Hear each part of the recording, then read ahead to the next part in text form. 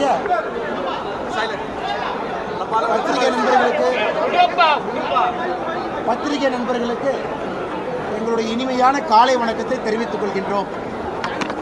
இந்த பத்திரிகையாளர் சந்திப்பில் நம்மோடு பாரதிய ஜனதா கட்சியினுடைய தேசிய தலைவர் ஐயா ஜே.பி. நட்டா அவர்கள் 2024 லோக்சபா தேர்தலுக்காக, பாராளுமன்ற தேர்தலுக்காக தமிழகத்திற்கு 2 மூத்த தலைவர்களை கொடுத்திருக்கிறாங்க. ஒருவர் பொறுப்பாளர் 2024 பாராளுமன்ற தேர்தல் ஐயா அரவிந்த் மேனன் அவர்கள், கேரள மாநிலத்தை சார்ந்தவங்க. மத்திய பிரதேசம், வெஸ்ட் பெங்கால், உத்தரப்பிரதேசம் எல்லா பகுதியிலும் பணியாற்றி ஒரு நீண்ட நெடிய அரசியல் அனுபவம் இருக்கக்கூடியவங்க. இரண்டாவது ஐயா பொங்கலட்டி சுதாகர் ரெட்டி அவர்கள், முன்னாள் எம்எல்சி, தமிழகத்தினுடைய இணை பொறுப்பாளராக இருந்து கொண்டிருக்கின்றார். இன்னைக்கு 2024 பாராளுமன்ற தேர்தலோடு இணை பொறுப்பாளராக இருக்கிறாங்க. அதே போல் நம்முடைய தமிழ்நாடு 2024 பாரதிய ஜனதா கட்சி தேர்தல் குழு அதனுடைய ஒருங்கிணைப்பாளராக இருக்கக்கூடிய மாநிலத்தினுடைய துணைத் தலைவர் அண்ணன் சக்கரவர்த்தி அவர்கள், இந்த பெருங்கோட்டத்தினுடைய பொறுப்பாளர் அண்ணன் கருணாகராஜன் அவர்கள், எல்லா தலைவர்களும் இருக்கிறாங்க. இன்னைக்கு நம்முடைய பாரதிய ஜனதா கட்சி தமிழகத்தினுடைய தேர்தல் பணிமனையை திறந்திருக்கின்றோம். 2024 பாராளுமன்ற தேர்தலுக்கான தேர்தல் பணிமனை நம்முடைய மூத்த தலைவர்கள் எல்லோரும் வந்திருந்தார்கள். அவர்கள் முன்னிலையிலே திறந்திருக்கின்றோம். அதே போல் 2 முக்கியமான விஷயங்களை உங்ககிட்ட சொல்ல வேண்டும் என்று நினைக்கிறேன். வருகின்ற 11ஆம் தேதி, பிப்ரவரி 11ஆம் தேதி நம்முடைய என் மண் என் மக்கள் யாத்திரை 200வது தொகுதி சென்னைக்கு வர இருக்கிறது. இன்றைக்கி 183 தொகுதிகளை கடந்திருக்கின்றோம். 200வது தொகுதி சென்னையிலே நடக்கும். பிப்ரவரி 11ஆம் தேதி சாயந்தரம் ஒரு மாபெரும் பொதுக்கூட்டத்தில் நம்முடைய தேசிய தலைவர் நட்டா அவர்கள் சென்னையிலே பங்கேற்பார்கள். அது சம்பந்தமான செய்திக்குறிப்பை தனியாக கொடுக்குறோம், எந்த தொகுதி எந்த இடத்துல நடக்கும். 234வது தொகுதி, கடைசி தொகுதி, அதனுடைய நிகழ்வு பல்லடத்தில் நம்முடைய பாரத பிரதமர் நரேந்திர மோடி அவர்கள் 25ஆம் தேதி பங்கேற்கின்றார். பிப்ரவரி 25ஆம் தேதி ஞாயிற்றுக்கிழமை சாயந்தரம் சுமார் 3 மணி அளவில் பாரத பிரதமர் நரேந்திர மோடி அவர்கள் பல்லடத்தில் அதற்கென்று தனியாக ஒரு கிரவுண்டை தயார் பண்ணியிருக்கோம். 530 ஏக்கர் பரப்பளவு இருக்கக்கூடிய ஒரு பெரிய கிரவுண்டில் நம்முடைய என் மண் என் மக்கள் யாத்திரையினுடைய நிறைவு விழா அங்கே நடக்கும். 5 லட்சம் இருக்கை தமிழகத்தில் இதுவரைக்கும் 1,25,000 இருக்கை தான் போட்டிருக்காங்க. 5 லட்சம் இருக்கை, 10 லட்சம் பொதுமக்கள், பாரதிய ஜனதா கட்சியுடைய தொண்டர்கள் பங்கேற்கக்கூடிய என் மண் என் மக்கள் நிறைவு விழா 530 ஏக்கரில் பல்லடத்தில் நடக்கிறது. பிரதமர் அவர்கள் வருகின்றார்கள். எங்களுக்கு மகிழ்ச்சியான செய்தி. குறிப்பாக எலெக்ஷனுக்கு எல்லாருமே தயாராகிட்டு இருக்கோம். தமிழக மக்களும் தயாராக இருக்கின்றார்கள். அது மிகப்பெரிய எழுச்சியான ஒரு மாநாடாக நடக்கும் என்பதிலே எந்த விதமான மாற்று கருத்தும் இல்லை. அந்த மாநாட்டிற்கு அந்த பகுதியினுடைய பெருங்கோட்ட பொறுப்பாளர் அண்ணன் ஏ.பி. முருகானந்தம் அவர்கள், மத்திய இணையமைச்சர் அண்ணன் முருகன் அவர்கள், அக்கா வானதி ஸ்ரீனிவாசன் அவர்கள், அந்த பகுதியினுடைய மூத்த தலைவர்கள் எல்லோருமே ஏற்பாட்டில் இறங்கியிருக்கிறாங்க. அவர்களுக்கும் இந்த நேரத்தில் எங்களுடைய நன்றிகளை தெரிவித்துக் கொள்கிறோம். மற்றபடி பத்திரிகை நண்பர்கள் ரொம்ப நேரமாக காத்திருக்கீங்க. நேராக கேள்வி ஆரம்பிச்சிருக்கேன். ஆனால் எல்லா இடமே பார்த்தோம். பிரதமர் அவர்கள் சென்னைக்கு 3 முறை வந்திருக்காங்க, திருச்சிக்கு 1 முறை வந்திருக்காங்க, திண்டுக்கல் பகுதிக்கு வந்திருக்காங்க. எலெக்ஷன் பிரச்சாரத்தின் பொழுது தென் தமிழகம் வருவதற்கு வாய்ப்புகள் இருக்குது. ஸோ கோயம்புத்தூர் பகுதிக்கு பிரதமர் அவர்கள் கடந்த 2.5 ஆண்டுகளாக வரலை. கோவை பகுதிக்கு 2.5 ஆண்டுகளாக பிரதமருடைய வருகை, அரசு நிகழ்ச்சி அங்கே நடக்கலை. ஸோ சென்னை தான் லாஜிக்கலாக முடித்தா இங்கே வைக்கலாம்னு தான் யோசிச்சோங்கன்னா, ஆனால் சென்னைக்கு பிரதமர் 3 முறை வந்திருப்பதால் பிரதமர் செல்லாத ஒரு புதிய பகுதிக்கு பிரதமரை அழைக்க வேண்டும் என்று கட்சியினுடைய மூத்த தலைவர்களுடைய யோசனை. அதன்படி நமக்கு அவ்வளோ இடம் வேணுங்கன்னா, ஏன்னா பார்க்கிங்கே உங்களுக்கு 300 ஏக்கர் தேவைப்படுது, மாநாட்டு பந்தலுக்கு 100 ஏக்கர் தேவைப்படுது, பிரதமருடைய ஹெலிகாப்டர் லேண்டிங் ஜோன் 25 ஏக்கர் தேவைப்படுது, மற்றபடி டாய்லெட்டு, உணவு, இதுக்கெல்லாம் இன்னொரு 70 ஏக்கர் தேவைப்படுது. இதெல்லாம் பார்க்கும் பொழுது அவ்வளோ பெரிய இடம், குறிப்பாக 5-6 பேர் வைத்திருக்கக்கூடிய நிலத்தையெல்லாம் கொடுப்பதற்கு தயாராக வந்தார்கள். அதனால்தான் பல்லடம் பக்கத்தில் மாதாப்பூர் அப்படிங்கிற பஞ்சாயத்து லிமிட்டில் இவ்வளவு பெரிய இடம் நமக்கு கிடைத்திருக்கு. அதை நிரவி சமன் செய்து அங்கே மாநாட்டு பந்தல் போட இருக்கு. சார், நேற்று வேலூரில் பிரச்சாரம் பண்ணும்போது வேலூர் நாடாளுமன்றத்துக்கு வேட்பாளர் வரலான்னு சொல்லிட்டு சொன்னீங்க, உறுதியாயிடுச்சு. ஐயா, நான் யார் பேரையும் சொல்லிங்க ஐயா. குறிப்பாக வேலூர் பாராளுமன்ற தொகுதியில் 2019 போட்டியிட்ட ஏசி சண்முகம் அவர்கள் என்ன செய்கிறாங்க, 2019 ஜெயிச்ச கதிரானந்த் அவர்கள் என்ன செய்கிறாங்கன்னு எல்லா மேடையிலையும் சொன்னாங்க. ஏசி சண்முகம் அவர்கள் அங்கே பணி செய்ய ஆரம்பித்து விட்டார்கள். அவர் எப்பொழுதுமே பணி செய்கிறார், எலெக்ஷனுக்காக பண்ணல. மெடிக்கல் கேம்ப்பு, எம்ப்ளாய்மெண்ட் கேம்ப்பு, அவருடைய பள்ளிக்கூடங்கள் எல்லாமே அங்கே தான் இருக்குது. கோவிலிருந்து எல்லாம் அங்கே இருக்குது.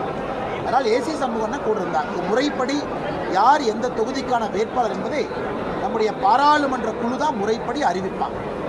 4 எம்பி சீட்டு கொடுக்கறதோட கூட்டணின்னு சொல்லிட்டு ஆனால் எல்லா கட்சிகளை பொறுத்த வரைக்கும்னா எல்லா கட்சிகளுக்கும் ஒரு நிலைப்பாடு இருக்கும். அது தவறு நம்ம சொல்ல முடியாது. அந்தந்த கட்சிகளுக்கு அவர்களுடைய பலம் என்ன, அவர்களுடைய பலவீனம் என்ன, அந்த கட்சி எந்த பாதையிலே செல்ல வேண்டும் என்று அவர்களுக்கு தெரியும். ஸோ கூட்டணி பேச்சுவார்த்தை என்பது ஒரு கடினமான ஒரு விஷயம். அவ்வளோ எளிதாக கூட்டணி பேச்சுவார்த்தை என்பதை முடிக்க முடியாது. ஏன் திராவிட முன்னேற்ற கழகத்தினுடைய கூட்டணி அப்படியே இருக்குன்னு சொல்கிறாங்க. அவர்களே தடுமாறி கொண்டிருக்கின்றார்கள், யாருக்கு என்ன கொடுக்கறது, யார் என்ன கேட்குறாங்க. அதனால் பாரதிய ஜனதா கட்சியை பொறுத்தவரை இன்னும் நேரம் இருக்குது. தலைவர்கள் பேசிக் கொண்டிருக்கின்றார்கள், சில தலைவர்கள் மேடைக்கு வந்திருக்காங்க, நீங்கள் பார்த்துருப்பீங்க. எங்களை பொறுத்தவரை அதற்கென்று அகில இந்திய அளவில் ஐயா அரவிந்த் மேனன் அவர்கள், ஐயா பொங்குலட்டி சுதாகர் ரெட்டி அவர்கள் இன்றைக்கி தமிழகத்திற்கு வந்துட்டாங்க. எல்லா விதமான feedback, opinion, ground level survey எல்லாத்துக்கிட்டையும் போய் பேசுகிறாங்க, கேட்குறாங்க. தமிழகம் எப்படி இருக்குன்னு புரிஞ்சுக்கிறாங்க. நீண்ட நெடிய அரசியல் அனுபவம் இருக்கிறாங்க. அதில் கூட்டணியினுடைய தன்மை அது எப்படி இருக்கும் வருகின்ற காலத்தில் கண்டிப்பாக உங்களுக்கு நாங்கள் சொல்கிறோம். ஆனால் யாரெல்லாம் பாரத பிரதமர் நரேந்திர மோடி அவர்கள் ஏற்றுக்கொள்கிறார்களோ எல்லாரும் நேத்தான் போகிறாங்க. இந்த கூட்டணிங்கிறது உங்களுக்கு தெரியும். ஏன் எல்லா பெரிய கட்சிகளுமே தமிழ்நாட்டில் சொல்கிறாங்க பிப்ரவரி கடைசி ஏன் சொல்கிறாங்கன்னா, எல்லோருக்கும் தெரியும் தமிழகத்திலே கூட்டணி என்பது மிக வேகமாக ஷிஃப்ட் ஆகிட்டு.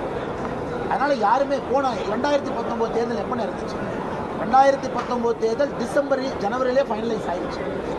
இன்னைக்கு தொகுதி பங்கீட்டிலிருந்து ஆளுகின்ற திராவிட முன்னேற்ற கழகத்திலிருந்து, எதிர்கட்சிகளிலிருந்து, பாரதிய ஜனதா கட்சியை போல வேகமாக வளர்ந்து வரக்கூடிய கட்சியிலிருந்து நீங்கள் பார்த்தீங்கன்னா டிசம்பர் எண்டு வரைக்கும் எல்லா கட்சிகளும் பேசிக் கொண்டிருக்கிறார்கள். ஆனால் எல்லா கட்சிக்கும் தெரியும் பிரதமர் அவர்கள் ஆட்சி அமைக்கும் போது உறுதி. அதனால் ஷேப் அண்ட் ஃபார்ம் யார் இருப்பாங்க, யார் இருக்க மாட்டாங்க. நட்டாஜி வரும்போது கொஞ்சம் சொல்கிறோம், பார்ப்பீங்க. மோடிஜி வர்றாங்க 25ஆம் தேதி. இந்த மாத கடைசியில் தலைவர்கள் இருக்கிறாங்க. நம்ம எல்லோருக்குமே தெரிய வருங்கன்னா மாத கடைசி முடியறதுக்குள்ள நமக்கு ஒரு கிளியர் ஐடியா கிடைக்கும்.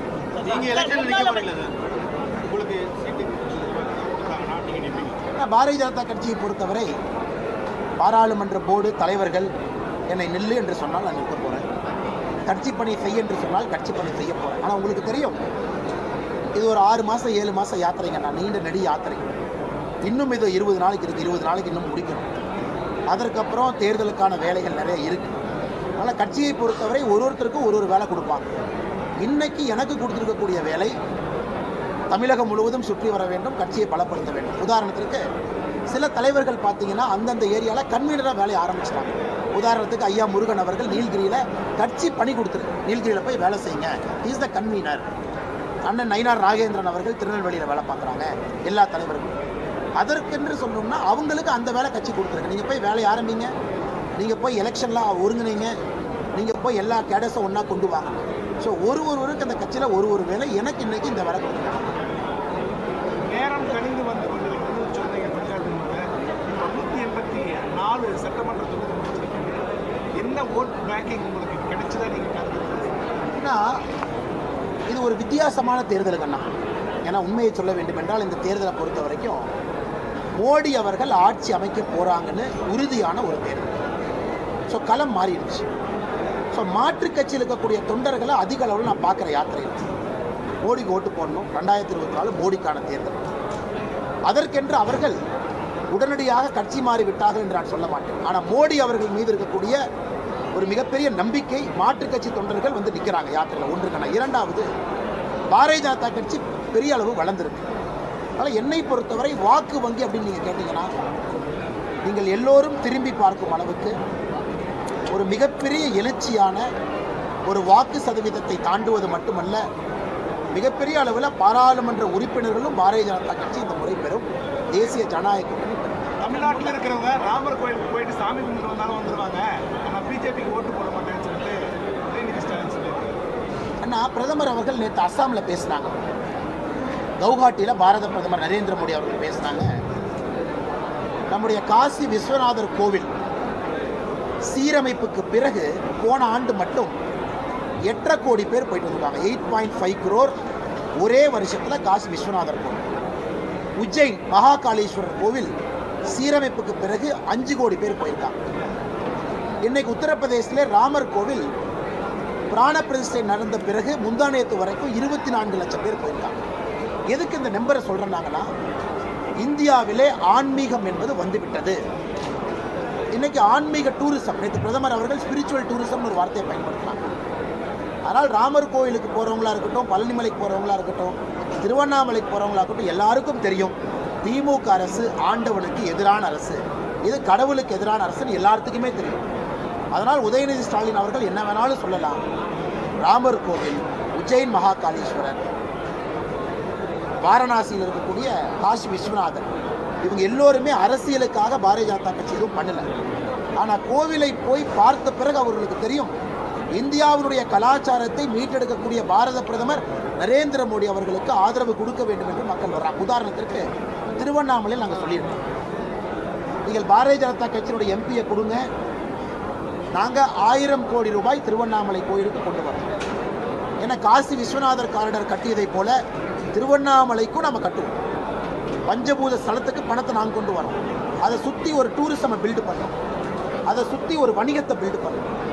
அங்கே இருக்கக்கூடிய எல்லா மக்களுக்கும் பொருளாதாரத்திலே நீங்கள் வழிமுறை செய்யணும். நாங்களும் சொல்கிறோம் வேணாம்.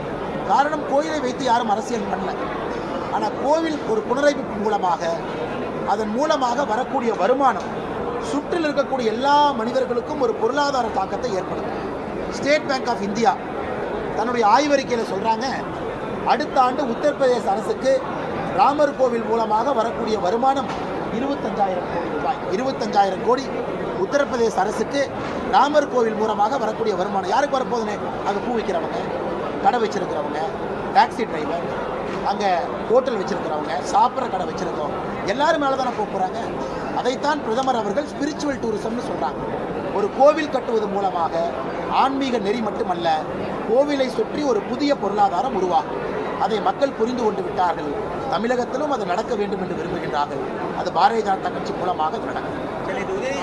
திமுக விமர்சனம் பண்ற அளவுக்கு அதிமுகவை பாஜக விமர்சனம் பண்றதில்ல. பொதுவாகவே வெளிப்படையா பேசுறாங்க. இதை விமர்சனம் பண்ணுறாங்க சார். இன்னைக்கு தமிழகத்தில் ஆளும் கட்சி திராவிட முன்னேற்ற கழகம். ஆண்ட கட்சிகள் பல பேர் இருக்காங்க.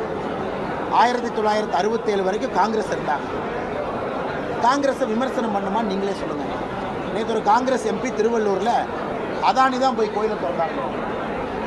One Congress MP in Tiruvallur says, Adani opened the temple. What is this? That person doesn't even know the difference between who opened the temple. So Congress was in power till 1967. ஐயா, இன்னைக்கு அரசியல் களத்தில் என்ன? திமுக 31 மாத காலமாக செய்திருக்கக்கூடிய தவறை வைக்கிறோம். நாங்கள் 10 ஆண்டு காலமாக செய்திருக்கக்கூடிய நல்ல விஷயத்தை வைக்கிறோம்.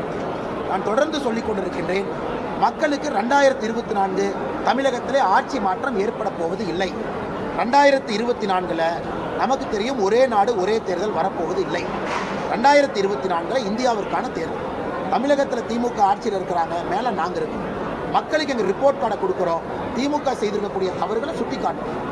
அதே நேரத்தில் மாற்று அரசியலுக்கான காலத்தை பாரதிய ஜனதா கட்சி இப்போ தான் முன்னெடுத்திருக்கு. வருகின்ற காலத்தில் நீங்கள் பார்ப்பீங்க நம்ம விஷன் என்ன, நம்ம கொள்கை என்ன, எந்த பாதையில் பயணிக்க விரும்புகின்றோம் என்று. வருகின்ற காலத்தில் தொடர்ந்து பேசுவோம். 2024 தேர்தலுக்கு எது முக்கியமோ அதை மட்டும் செய்து கொண்டிருக்கிறோம். முன்னாள் அமைச்சர் ஜெயக்குமார் பாஜக எதிரி, அவங்களை விமர்சனம் செய்யணும் இந்த தேர்தல்னு சொல்லியிருக்காரு. அப்படி எதுக்கு டெய்லி என்னை பார்த்து கட்டிக்கிட்டு இருக்காங்க அண்ணே? அது அவர்களுடைய பாயிண்ட். அவர்கள் இன்னைக்கு பாரதிய ஜனதா கட்சி எங்கே இருக்குன்னா களத்தில் இருக்கு.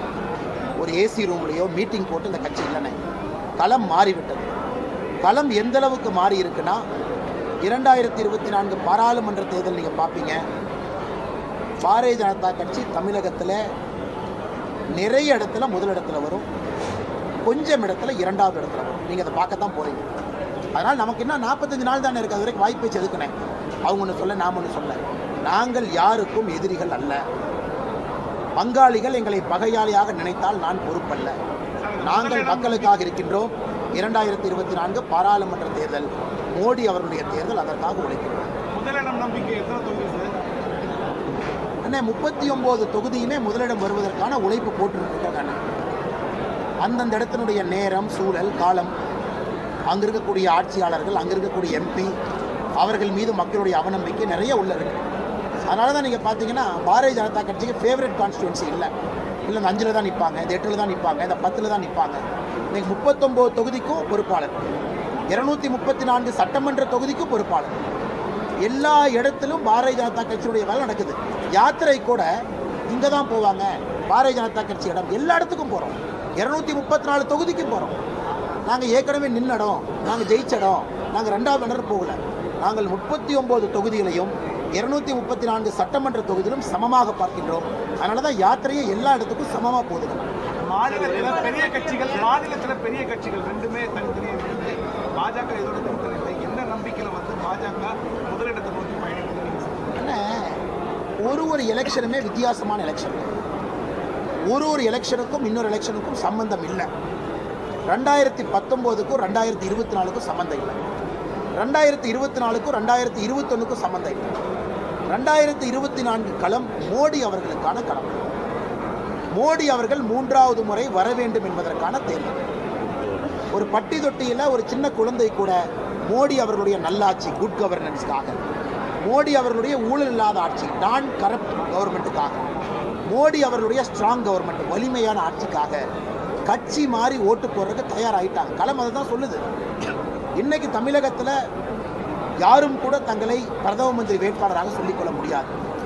யாரும் தன்னை இணை பிரதம மந்திரி வேட்பாளராகவும் சொல்ல முடியாது. இன்னைக்கு இந்தியாவிலே பிரதம மந்திரி வேட்பாளர் மட்டுமல்ல, தொடர்ந்து பிரதமராக இருக்கக்கூடிய ஒரே தகுதி மோடி அவர். அதனால தான் இந்த தேர்தல் ஸ்பெஷல். அதனால் இந்த தேர்தலில் மாற்றுக் கட்சி நண்பர்கள் எல்லோரும் மோடி அவர்களுக்கு வாக்களிப்பதற்கு தயாராக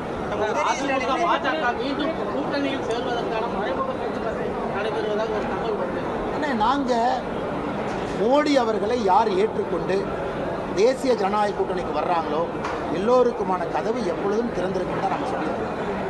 மற்றபடி பேச்சுவார்த்தை, ஒருத்தரை போய் நான் கூப்பிட்றோம் வாங்க, அதற்கான நேரமும் காலமும் இல்லைங்க. மோடி அவங்களை ஏற்றுக்கணும், தேசிய ஜனநாயக கூட்டணியில் இருக்கணும்.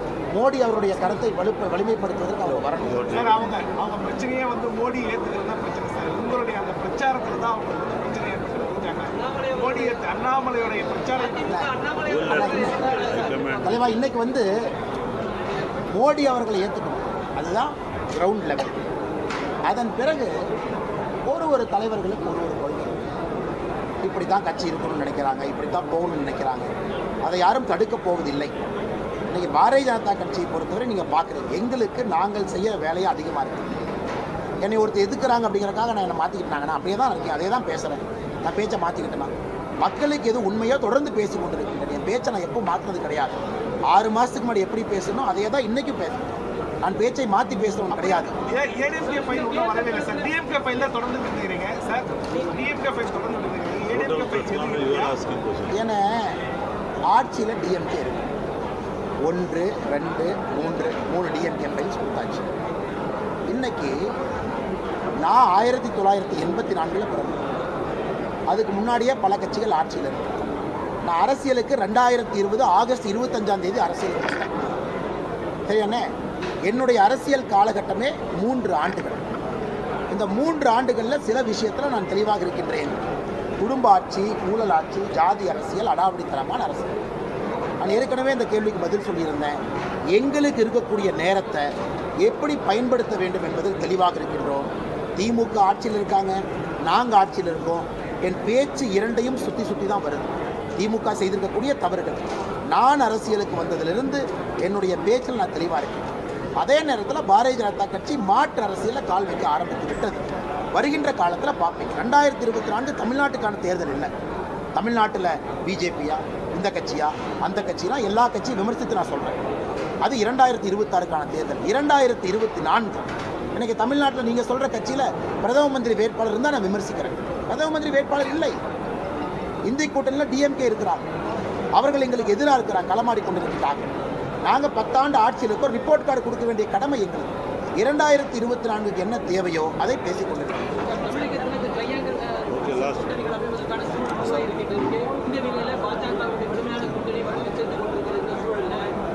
பாஜகவுக்கும் திமுகவுக்கும் பிரதான போட்டிக்கான களமாக இந்த திமுக தேர்தல் சார் 2014 நீங்கள் பார்த்தீங்க, பாரதிய ஜனதா கட்சி மற்ற கட்சிகள்லாம் இணைந்து ஒரு புதிய கூட்டணியை உருவாக்கி கிட்டத்தட்ட 19 விழுக்காடு மொத்தமாக வாக்கு சதவீதம் வாங்கியிருந்தோம். திராவிட முன்னேற்ற கழகத்தினுடைய கூட்டணி வாக்கு சதவீதம் 22% அப்போ வந்துச்சு. அப்போவே ஒரு களத்தை பார்த்தோம். அதன் பிறகு அந்த கூட்டணி மெயின்டைன் ஆகும். 2016 தேர்தலுக்கோ 19 தேர்தலுக்கோ 21 தேர்தலுக்கோ அந்த மாற்று அரசியல் கூட்டணி மெயின்டைன் ஆகலைங்க. பட் 24 பொறுத்தவரை பொறுத்திருந்து பார்ப்போம். இன்னைக்கு எப்படி அமைய போகுதுன்னு பிப்ரவரி கடைசி வரைக்கும் டைம் இருக்குது. மோடி அவர்களை எல்லோரும் ஏற்றுக்கொள்ள ஆரம்பித்து விட்டார்கள். மெகா கூட்டணியா எப்படி இருக்கும், காலம் இருக்குது, பதில் சொல்கிறாங்க. நான் நீங்கள் இங்கே தான் இருக்க போகிறீங்க, நான் இங்கே தான் இருக்கேன். ஆனால் எத்தனை தொகுதியில் போட்டிடுறோம் அப்படின்னு இன்றைக்கி யாருக்குமே தெரியாதுங்கண்ணா. ஏன்னா கூட்டணி கட்சிகளுக்கு மரியாதை கொடுக்கணும், வர்றவங்ககிட்ட பேசணும், அவர்களை புண்படுத்துமாறு எந்த கருத்தை இன்றைக்கி சொல்லக்கூடாது.